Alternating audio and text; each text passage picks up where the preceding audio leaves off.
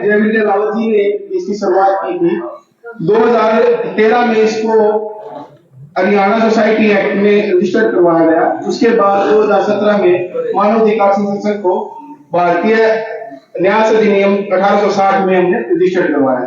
2018 के अंदर ही हमने अपनी राष्ट्रीय स्तर की हेल्पलाइन सेवा शुरू की, जो भारत में इकलौती हेल्पलाइन है जो मानव अधिकारों के लिए काम करती है। हमारी टीमें मध्य प्रदेश, पंजाब, जम्मू, फरीदाबाद और इस तरह से पूरे देश में फैली हुई है। और आपको मैं वैसे बताना चाहूंगा कि जब हम लोग मानव अधिकारों पे काम करते हैं तो आपस में माउथ टू माउथ पब्लिसिटी के दौरान हमें विदेशों से भी मानव अधिकारों के रिलेटेड कॉल आते हैं। कुछ केसों में हमने विदेश मंत्रालय की हेल्प ली, तो कुछ केसों में हमने उनके व्यक्तिगत मसलों में भी अपने व्यक्तिगत अनुभव से सहायता की। आज मानव अधिकार संघ इस मुकाम पर है कि हम लोगों की मानव अधिकार हनन के मामलों में पर्सनल सहायता करते हैं। हमारे पास अपनी एक लोगों की टीम है जो अलग अलग फील्ड में काम करती है। लेकिन ये बात मानव अधिकारों के बारे में एक मानव अधिकार कार्यकर्ता छोटा मोटा हम लोग भी काम करते हैं, काफी महसूस होती है कि मानव अधिकारों को केवल हम न्यायालय के अंतर्गत नहीं देख सकते। मानव अधिकार एक व्यक्ति के वे अधिकार भी होते हैं जो उसके जीने से मरने तक मिले होते हैं।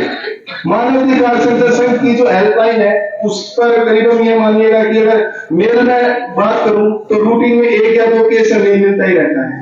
मानव अधिकार हनन के मामलों में मुख्यतः जो 90% केसेस हमने नोटिस किए वो प्रशासन से जुड़े हुए हैं। चाहे किसी की FIR नहीं होना, किसी का क्या गलत पकड़ लेना।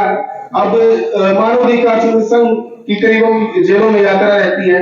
8 जेल मानव अधिकार संघ की टीम दौरा कर चुकी है। उसमें हम लोग उन कैदियों से मिलते हैं जिनसे मिले उनके परिवार का कोई सदस्य नहीं आता या जेल का बहिष्कार परिवार के द्वारा किया जाता है कि इसने वो क्राइम कर दिया है, वो हमारे परिवार का मेंबर है ही नहीं।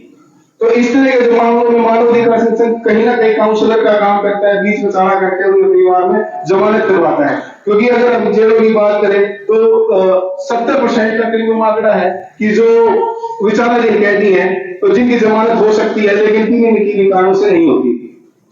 हमारी संघ की टीम में इससे अलग जैसे छोटे रक्तदान के काम भी किए हैं, पौधारोपण भी करती है और दूसरे तरफ से भी जो जरूरतमंद लोग हैं उनकी हम लोग हेल्प करते हैं। आज का जो ये कार्यक्रम है ये हम प्रतिवर्ष मनाते हैं।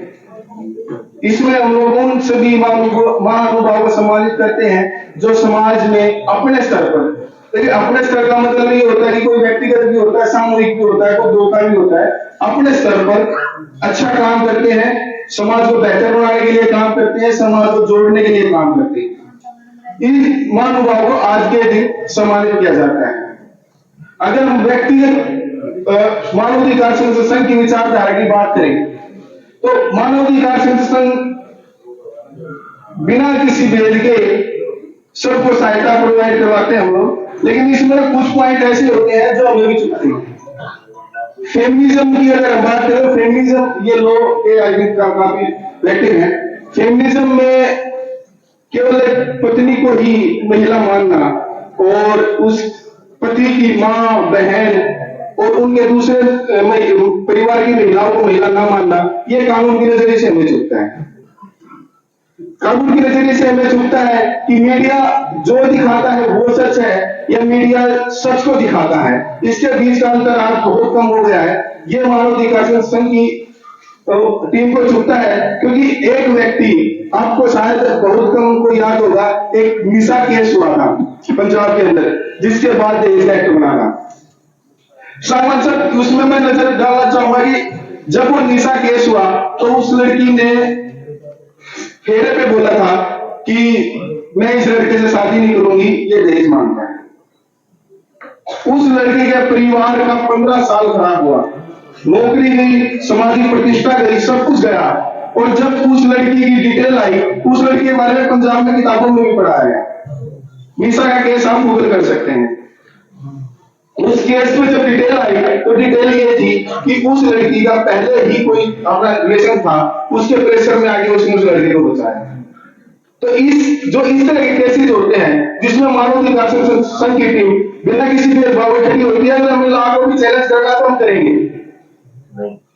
इसमें एक वैसे पर्सनल कुछ ऐसे केसेस आते हैं जो ना तो कानून के दायरे में है, वो सामाजिक स्तर पे निपटते हैं, तो उनके बीच की जो पीढ़ी है वो मानवाधिकार संघ बनता है, समाज के मौजूदा व्यक्ति को अपने साथ जोड़कर उनका समझौता करवाने में, परिवार को जोड़ने में मानवाधिकार संघ की एक भूमिका रहती है। देखिए कई बोलते हैं कि सर अभी जैसे हमने एक दिन वीसी सर के साथ भी जब हम बैठे थे एक बार करीब 4-5 दिन पहले, इधर मानवाधिकार कार्यकर्ता को देशद्रोही क्यों कहा जाता है, ये हमारे मीटिंग में भी सवाल आया और हमारी टीम थी वेस्ट बंगाल की, उनका इस मामले पर काफी तगड़ा प्रोटेस्ट भी हुआ था। एक तस्लीमा नसरीन, आई थिंक आप सभी नाम सुना होगा, तस्लीमा नसरीन के केस में मानवाधिकार संरक्षण संघ की इसी टीम की शाखा वेस्ट बंगाल ने केस किया, फाइट किया और उनके कोई रिलेशनशिप का मैटर था, बायोलॉजिकल डॉटर का एक ब्लेम था, उसमें हम उनकी हेल्प की और जॉर्ज बेकर उस साइड समय के एंग्लो इंडियन एक रिप्रेजेंटेटिव होते हैं, शायद अब नहीं होते सब केस में।